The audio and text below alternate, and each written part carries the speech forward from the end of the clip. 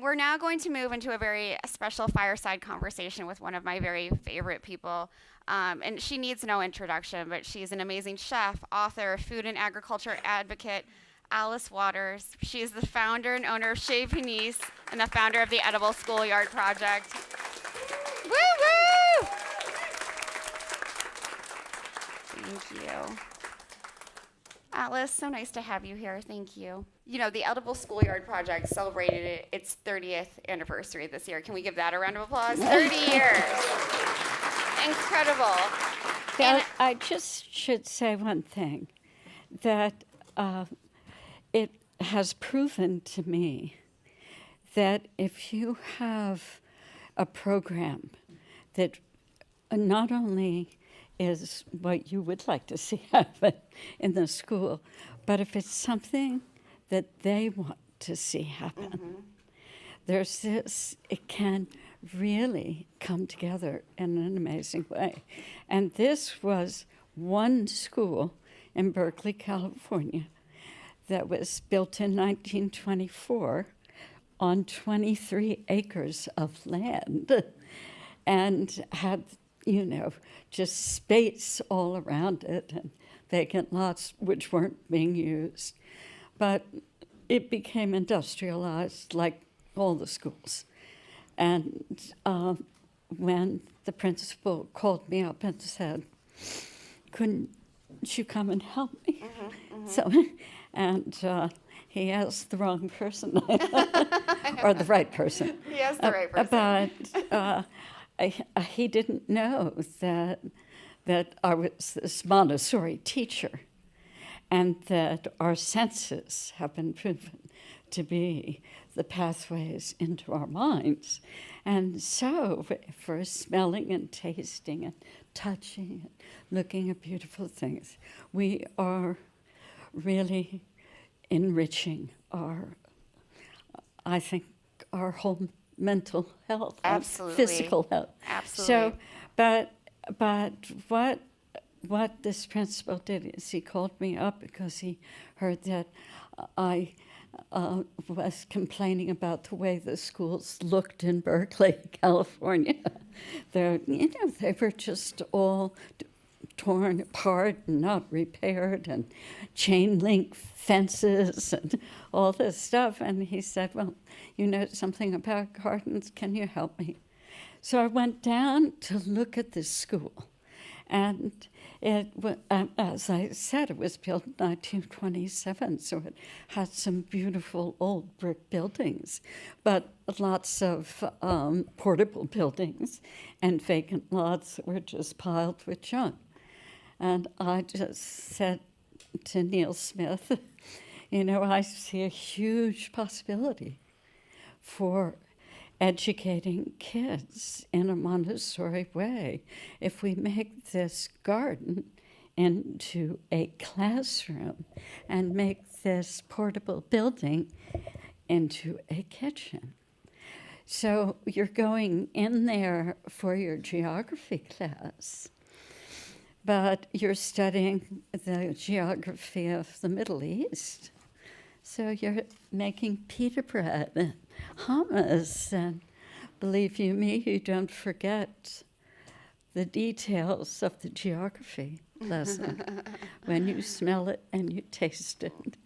And the whole experience is different. But really the point that I wanted to make was we started giving training because we wanted to know whether it worked in all climates and all different kinds of schools. And so we did this class at the end of the first year, teaching these ideas. And yes, you'll have to help me. Of course. I think this side's the most impressive. But in 30 years, there's over 5,000 schools around Round the of world. applause, thank you. Amazing. So what I'm showing you is the power of food to make change. But I'm also showing you the power of of food to persuade people to do things differently. And that's really what's happened there, and it's certainly been what's happened at Chez Panisse. And this is our 54th year. Oh my gosh, amazing, amazing. That's awesome. So you're all invited to the 55th. Well, I'll be there. and in the middle of a garden someplace. That's great. The power of school food programs like the one you've created with Edible Schoolyard doesn't just help the students and it doesn't just help the parents. It helps farmers and entire communities. Do you want to talk a little bit about that, Alice? Of course I do. Because I tried to think of really what we could do globally to affect climate in this next 5-year period that we have to make change. And of course, every country, probably with the exception of this one, has had a huge history of growing the food, the biodiversity of the country. They've always respected farmers and teachers, always. And that's where something could really happen. When the mayor of Paris decided that she was going to have only organic regenerative food in all the schools in Paris, she, within 250 miles, and she just put out the word, and she was going to do it because she could make that decision. And in 1 year, they're 2/3 there. It's amazing, but this is exactly the experience we had at Chez Panisse. I wanted taste, and of course, taste brought me to the local regenerative, actually, farmers and ranchers and fishermen, and I wanted taste, so I wanted to give the farmers all the money that they expected. And I wanted them to deliver to us directly, and that they could pick up all the compostable food leftovers. So I just can't believe that the relationship that we have with our farm. I mean, mind you, we only serve about 500 people a day at the most. But the fact that our chefs are in contact and just say to the farmer, we're buying everything you have, even your weeds, our nettles. And that's true. And we're not buying it at a wholesale price like a distributor would do for a farmer. We're saying we're paying you the real cost of the food. And they say, how wonderful, and if we bring it to you, can we pick up all of your compostable material? And we have a truck that will pick up from any place where it's difficult. And this has worked like a dream. And I know these farmers all over California now who are just my best friends. I mean, they are. Bob Kennard was the first one, and he said, I'm regenerative. And I said, are you organic? He said, I'm regenerative. This was 40 years ago. And I said, what does that mean, Bob? And he said, it's pulling down all the bad stuff up there, putting it down in the ground where it belongs. And he said, we just allow all the bugs to do what they do. The soil has to be full of worms and all of that stuff.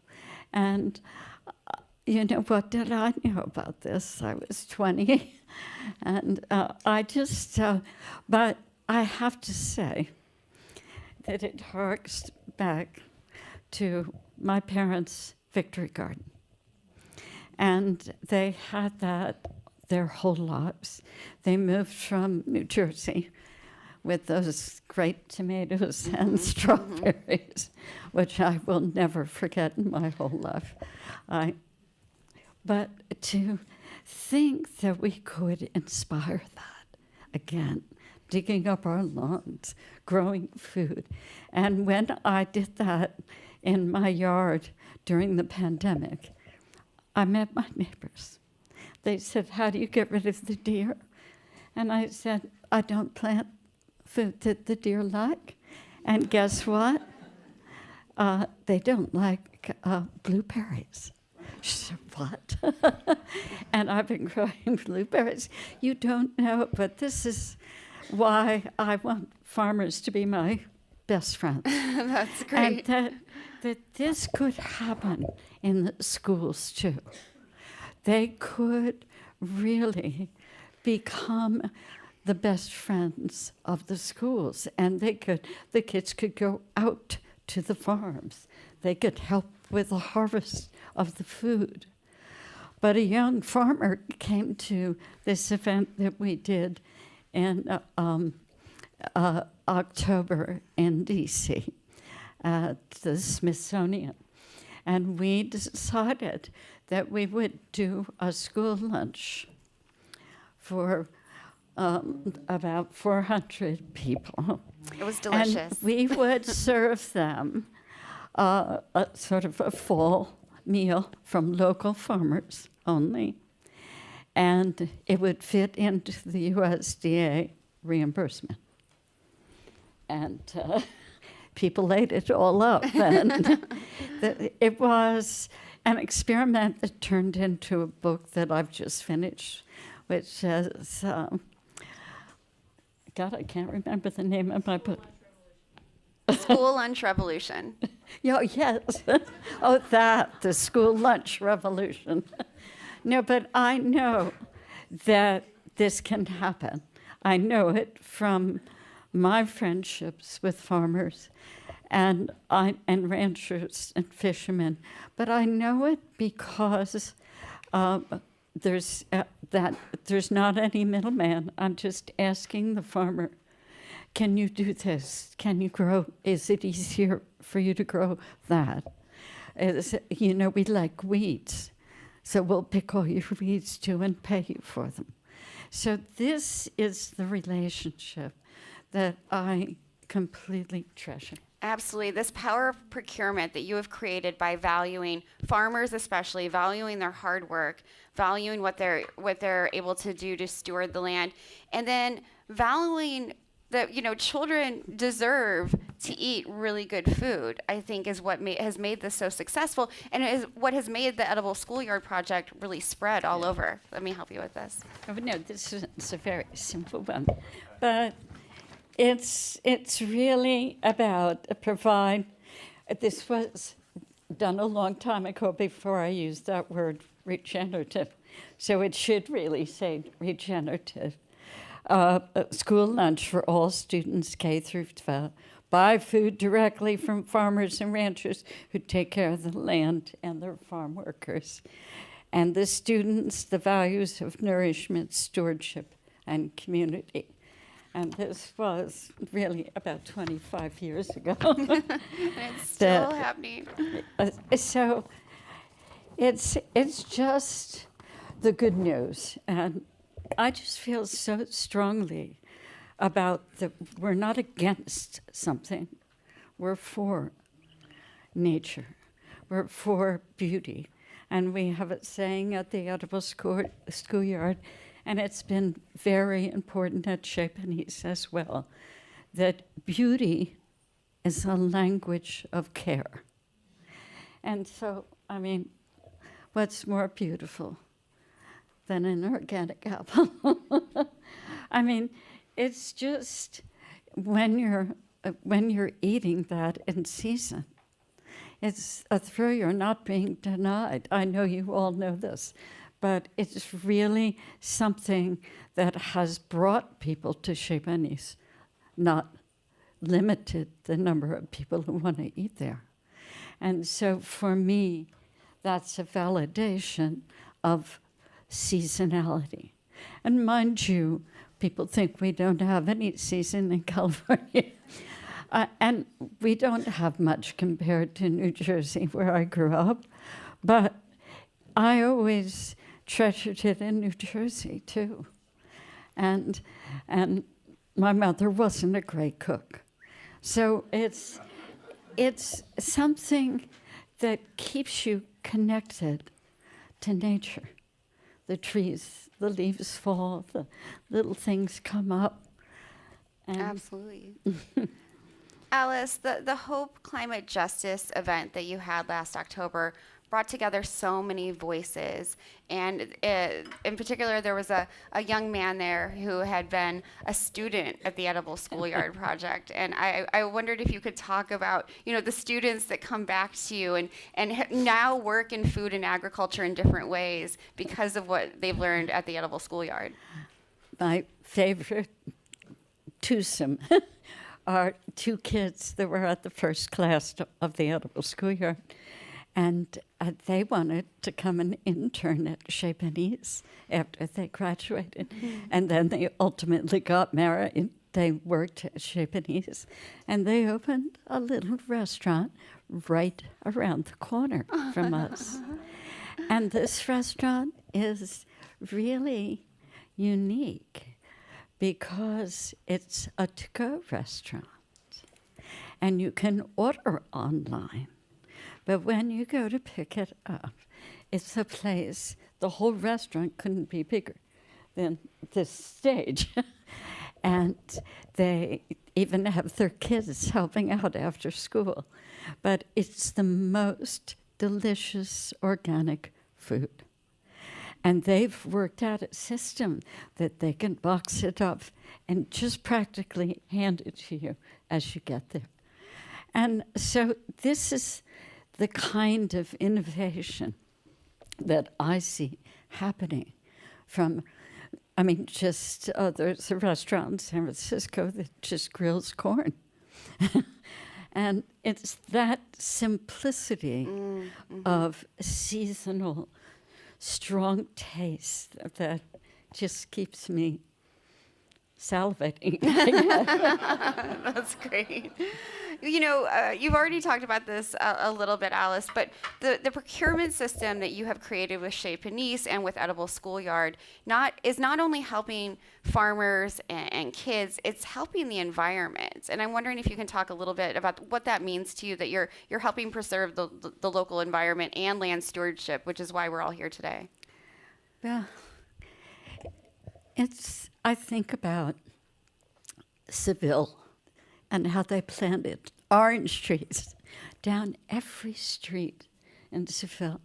And they're there because, they can pick them and use them same way in Sacramento. But we don't see the potential of an edible landscape. I was just talking about blueberries on my way out of the house. I eat a handful every time I go out. And my grandchild is eating a handful. But this opportunity we have is, I can't think of a better word than delicious, but it's deeply nourishing of your spirit. And to see fruits appear on a tree, and to think that you could make some very simple preparation from it. And we just don't know. This one guy started bringing us tomatoes from his garden a little south of Berkeley. I had no idea that you could have 20 different, or 30 varietals. There were striped ones and brown ones, and he's amazing. And now he's a chef in the kitchen downstairs at night. But it's these. It's not just friendships around food. It's actual, training that you're doing, and it's so rewarding to do that and put people's names on the menu. Of course, Masamoto is famous now for his peach contribution. But it's everywhere in this country, there are amazing food possibilities. And when chefs, they did this whole tasting of the food around the country and evaluated, we ended up giving an award to somebody in Florida for their olive oil. It was better than all of the olive oils imported. And to think it was growing in Florida. Just think it could grow in Texas. It's amazing. That could be their main crop. But that's what fascinates me. And we've had a program at Cal Berkeley for now almost 25, 30 years, where we've invited farmers and cooks and all sorts of people involved with food and filmed everything that's happened. And we can sell this for a minimal price to anybody who wants to buy this. But it's everybody from Jose Andres. Did you come once? I haven't. I'll You're come. gonna have to. I would like to. Are you kidding?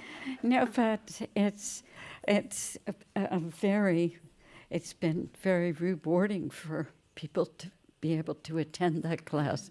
It's a very big room and lots of visuals that come with it. Absolutely. Alice, in the final 2 minutes that we have left, you have spent your whole career creating so much opportunity. You've created collaborative opportunities. You've created this delicious school food revolution. You're in a room, and people are listening online who care about farmers in the land. And I wonder, during these are turbulent times in the world. What piece of advice do you have to them to keep hope? Plant something. No, that's...